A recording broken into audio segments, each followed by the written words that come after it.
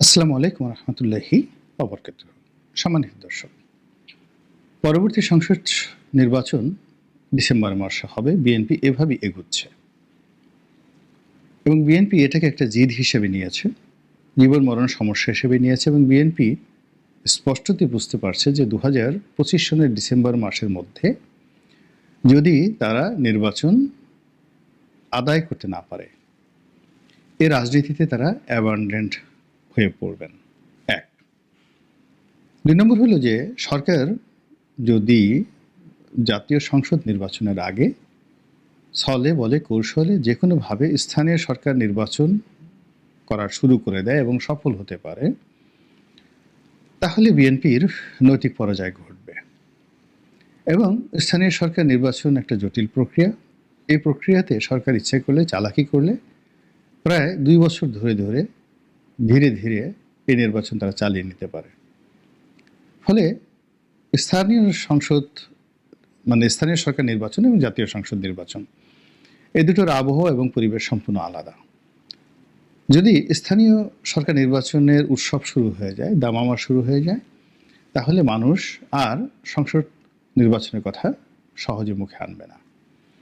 ২ নম্বর হলো যে স্থানীয় সরকার নির্বাচনে যারা নির্বাচিত হবেন তারা চেয়ারম্যান, মেম্বার, পৌরসভার মেয়র, সিটি কর্পোরেশনের মেয়র সঙ্গত কারণেই মন্ত্রণালয়ের অধীনস্থ হয়ে পড়বেন।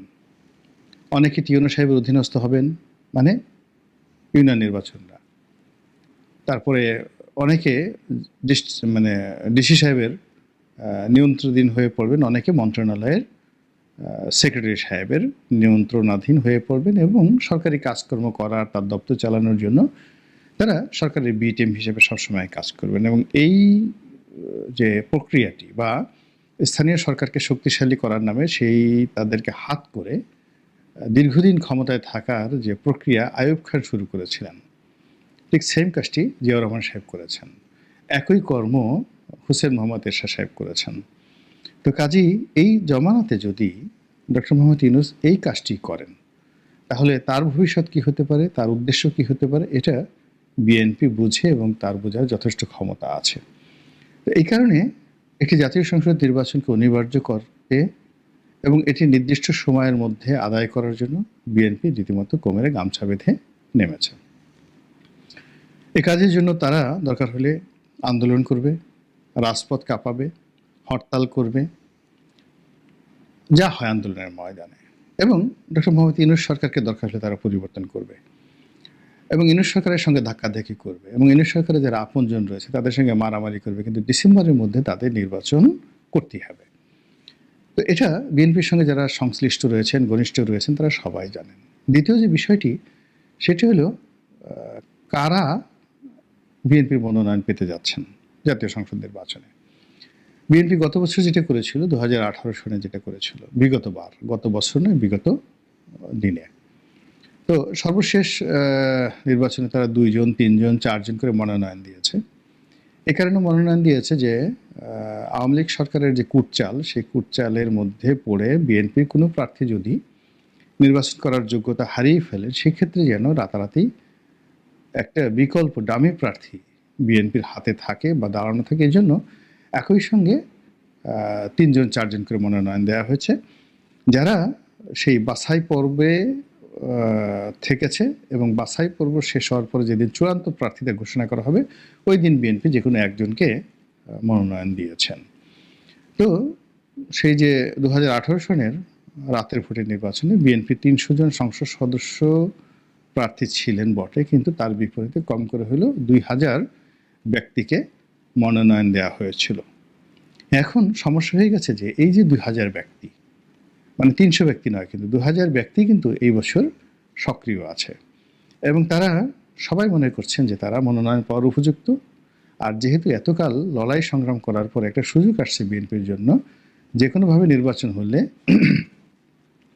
বিএনপি ক্ষমতায় আসবে এবং যে কোনোভাবে নির্বাচন হলে বিএনপি সরকার গঠন করবে। কাজেই এরকম একটা মোক্ষম সময়ে তারা কোনো অবস্থাতেই একটা রাজনৈতিক সুযোগ তারা হারাতে চান না। তো এর ফলে কি হলো, বিএনপির এমপি প্রার্থী হওয়ার জন্য, মনোনয়ন পাওয়ার জন্য একেবারে আগস্ট মাসের 10 তারিখ থেকেই লন্ডন দৌড়াদৌড়ি, লন্ডনে টেলিফোন, তারপরে বিএনপি অফিসে নিয়মিত হাজিরা, বিএনপির বড় বড় নেতাদের পিছনে চেষ্টা তদবির, সবাইকে রাজি খুশি করানোর জন্য যা হয় সব কিছু করা হচ্ছে। এবং এটা কোন পর্যায়ে যেতে পারে, জাস্ট একটা ছোট্ট উদাহরণ দিলে বুঝতে পারবেন। আওয়ামী লীগের সময়টিতে একবার ইউনিয়ন নির্বাচন হলো প্রতীকে। তো বিএনপি যারা ইউনিয়নের চেয়ারম্যান প্রার্থী, তারা তো ধানের শীষ নিয়ে নির্বাচন করবে। আওয়ামী লীগের যারা, তারা নৌকায় নির্বাচন করবে। তো ধানের শীষের প্রতীক পাওয়ার জন্য হাজার হাজার চেয়ারম্যান প্রার্থী তারা ঢাকায় এসে অপেক্ষা করতে থাকলো, টাকা নিয়ে পয়সা নিয়ে। নেতাদের মানে বিএনপির যারা, ওই বিএনপির অফিসের যারা লোকজন ওই সময়টাতে যে মনোনয়ন বাণিজ্য করেছে, ওই মনোনয়ন বাণিজ্যের সঙ্গে আর কোনো মনোনয়ন বাণিজ্য ভবিষ্যতে হবে কিনা সন্দেহ। তো সেই চেয়ারম্যান প্রার্থীরা শুধুমাত্র ধানের শীষ প্রতীকটি নেওয়ার জন্য, একটা চিঠি নেওয়ার জন্য সর্বোচ্চ আত্মত্যাগ করেছে, তাদের সব কিছু বিলিয়ে দিয়েছে কেন্দ্রীয় নেতাদের প্রতি। কিন্তু তারপরেও তারা অনেকে মানে টাকা নিয়েছে, নেতারা হয়তো 10 জনের কাছ থেকে মনোনয়ন দেবেন একজন। তো রাতারাতি যদি সিদ্ধান্ত দিয়ে ফেলেন তাহলে তো হয় না। এই জন্য সেই 10 জনকে তারা শেষ ক্ষণ পর্যন্ত তারা ঘুরিয়েছে এবং সবার কাছ থেকে তারা টাকা নিয়েছে। কথার কথা, জাস্ট আমি এটাকে অভিযোগ করছি না, কিন্তু আমি যেটা বলতে চাচ্ছি যে ওই সময়টিতে বিএনপির যারা প্রার্থী, তারা এতটা যাকে বলা হয় মানসিকভাবে দন্যতার মধ্যে পড়েছিলেন যে এক প্রার্থী তিনি এসে 15 দিন যাবত ঢাকাতে আছেন, রোজ বিএনপি অফিসে যান, সবাইকে তদবির করেন, সবার কাছে দোয়া চান, সবাই যে যা চায় তাই দেন। তো বিএনপির চেয়ারপারসনের অফিস ঝাড়ু দিতেন এক মহিলা খালা ছিলেন, এখন আছেন কিনা জানি না। তো এক চেয়ারম্যান প্রার্থী সেই খালাকে সালাম করলেন, মানে পা ধরে সালাম করলেন, তাকে কিছু টাকা দিলেন এবং বললেন যে খালা আপনি আমার জন্য একটু দোয়া করেন।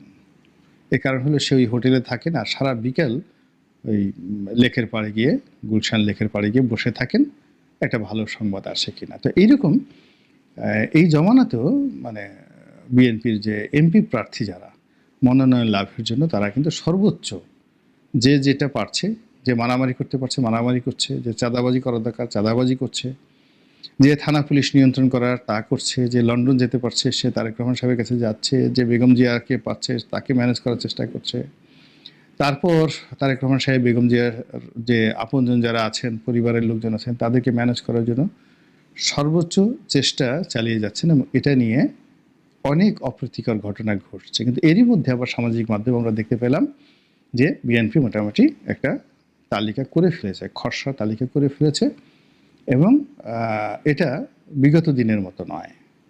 আগে যেভাবে একাধিক প্রার্থী ছিল, এবার একাধিক প্রার্থী নয়, এবার সিঙ্গেল প্রার্থী দেওয়া হবে, এরকম সামাজিক মাধ্যমে খবর এসেছে এবং অনেক জায়গায় অনেক প্রার্থীর নামও চলে এসেছে। তো যাদের নাম আসছে তারা তো খুব খুশি, তাদের লোকজন নানা রকম যাকে বলা হয় মিছিল মিটিং করে যাচ্ছে। আবার বিএনপির একজন প্রেসিডেন্ট মেম্বার তিনি বলার চেষ্টা করছেন যে বিএনপি এবার চমক দেখাবে, মিস্টার টুকু, ইকবাল মাহমুদ টুকু। তো তিনি বলছেন চমক দেখাবে এবং বিএনপি সৎ, যোগ্য এবং ভালো প্রার্থী খুঁজছে। এখন এই কথাটাকে হেডলাইন বানিয়ে তার পাশে বিএনপির যারা বিভিন্ন নেতা রয়েছেন, তাদের কর্মী এবং সমর্থকরা তাদের নেতাদের কে বলছেন যে ইনি যোগ্য, ইনি সৎ, ইনি দুধে ধোয়া তুলসী পাতা, কোনো জীবাণু একে স্পর্শ করেনি, ঘুষ দুর্নীতি একে স্পর্শ করেনি, কাজেই ইনি তারেক রহমান সাহেবের খুব ঘনিষ্ঠ, ইনি মনোনয়ন পাবেন। এই গেল এক। 2 নম্বর হলো যে এই সামাজিক মাধ্যমে রীতিমতো বিপ্লবের ডাক শুরু হয়েছে এবং প্রত্যেকটা নেতাকর্মী তাদের পছন্দের মানুষকে এমপি বানানোর জন্য, বিএনপির এমপি বানানোর জন্য তারা নানা রকম প্রচার এবং প্রোপাগান্ডা চালিয়ে যাচ্ছেন। তো এই অবস্থাতে বিএনপি আসলে কি করছে? বাস্তবতা হলো যে বিএনপি এখনো পর্যন্ত কোনো খসড়া তালিকা তৈরি করেছে এটা আমার এখন পর্যন্ত জানা নেই। কিন্তু মানুষ যেহেতু এই কথাগুলো শুনতে পছন্দ করছে, কাজেই খসড়া তালিকা বানিয়ে যে যার মতো করে প্রচার করছে। 2 নম্বরে যেটি আশঙ্কা, সেটি হলো বিএনপি প্রাণান্ত চেষ্টা করছে ডিসেম্বরে নির্বাচন হবে, কিন্তু বিএনপি সেই নির্বাচনের প্রস্তুতির চাইতে নির্বাচনের একটা শিডিউল ঘোষণা করার জন্য এবং আন্দোলন এবং লড়াই সংগ্রাম করার জন্য যে শক্তি দরকার সেই শক্তি অর্জনের জন্য প্রাণান্ত চেষ্টা করে যাচ্ছে। 3 নম্বর হলো যে বিএনপি বুঝতে পারছে যে বাংলাদেশে এই মুহূর্তে তারেক রহমান সাহেবের উপস্থিতি ছাড়া নির্বাচন অনুষ্ঠান করানো, মনোনয়ন ঘোষণা করা, ফলাফল দলের পক্ষে আনা অসম্ভব বিষয়। কিন্তু দেশের যে সার্বিক রাজনীতি, সেই রাজনীতি ক্রমশ বিএনপির নিয়ন্ত্রণের বাইরে চলে যাচ্ছে। ফলে তারেক রহমান সাহেবের আশা, এমনকি বেগম জিয়ার ফেরত আসাটা অনেকটা অনিশ্চিত। এরকম একটা মবের রাজ্য, এরকম একটা যেখানে আইন শৃঙ্খলা রক্ষাকারী বাহিনী ঠিকমতো কাজ করতে পারছে না, ঠিক সেই জায়গাটাতে ওনারা যে আসবেন তার জন্য তো একটা অ্যাসুরেন্স লাগবে রাষ্ট্রের পক্ষ থেকে। আমরা তো জানি যে পাকিস্তান যখন ব্যর্থ রাষ্ট্র হয়ে গেল, বেনজির ভুট্টোকে কি পরিমাণ যাকে বলে জীবন দিয়ে কি পরিমাণ দায় শোধ করতে হয়েছিল। এবং একটা অস্থিতিশীল রাষ্ট্র, সেটা সামরিক কায়দায় চলুক বেসামরিক কায়দায় চলুক, সেক্ষেত্রে সামরিক কায়দায় চললে জুলফিকার আলী ভুট্টো, জেনারেল জিয়াউল হক, তাদের যেভাবে উদাহরণ রয়েছে, আবার একইভাবে বেনজির ভুট্টোর উপর বোমা হামলা, সেই উদাহরণও রয়ে গেছে। কাজে আমরা এই মুহূর্তে যেখানে দিনে দুপুরে বাটার শোরুম তছনছ হচ্ছে, দিনে দুপুরে যেখানে কেএফসি, পিৎজা হাট, কোকাকোলার মানে শোরুমগুলো তছনছ হয়ে যাচ্ছে, এবং যেভাবে ধর্মকে ব্যবহার করা হচ্ছে, সেখানে রাজনীতিটা এই মুহূর্তে একটা সেকেন্ডারি পার্ট হয়ে গেছে। আর রাজনীতি যদি সেকেন্ডারি পার্ট হয়, বিএনপি সেখানে চতুর্থ গ্রেডে চলে গেছে। আবার বিএনপির মনোনয়নটা পঞ্চম গ্রেডে চলে গেছে, নির্বাচনটা ষষ্ঠ গ্রেডে চলে গেছে। আমাদের দৈনন্দিন জীবনে যে সমস্যাগুলো, এই সমস্যাগুলোর মধ্যে যদি নির্বাচনটা 6 নম্বর গ্রেডের মধ্যে থাকে প্রায়োরিটির ভিত্তিতে, তো সেটা যে সময় আছে সেখানে ডিসেম্বরের মধ্যে কিভাবে নির্বাচন হবে আমি এটা বুঝতে পারি না। আর যারা এই প্রার্থী তালিকা প্রকাশ করে যারা নাচানাচি করছেন, নিজেদেরকে প্রার্থী ঘোষণা করে যারা শক্তিমত্তা প্রদর্শন করছেন, এটা তাদের এক ধরনের উত্তেজনা, ব্যক্তিগত আনন্দ, হয়তো তাদের অন্য কোনো কাজ নেই, তারা করছেন।